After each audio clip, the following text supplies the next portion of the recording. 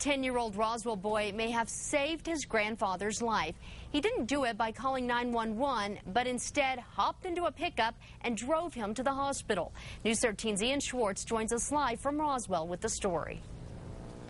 Lonnie Lee had incredible chest pain last week and said he knew he was having a heart attack.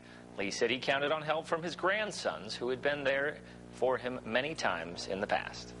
I knew I was running out of time.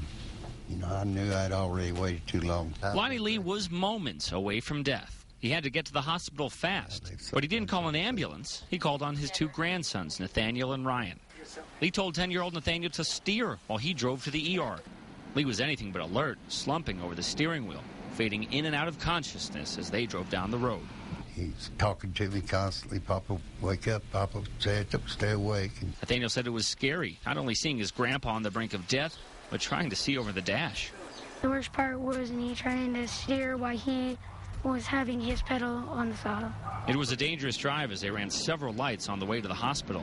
A couple of times he pulled the wheel back and got on the wrong side of the road, and he straightened him back up. They made it through the streets of Roswell to Eastern New Mexico Medical Center. When he hit the hospital entrance, that's when he immediately passed out, and then I steered into the emergency room. Lee was admitted into the hospital and treated for a massive heart attack. Nathaniel says he's glad his grandfather is alive, and his grandfather says he owes it all to these two young boys. Oh, I'm lucky to be here. Now, people keep asking Lonnie Lee, why didn't he just call for an ambulance? Well, he says his body was telling him time was up and that if he didn't go to ER immediately, he'd be dead.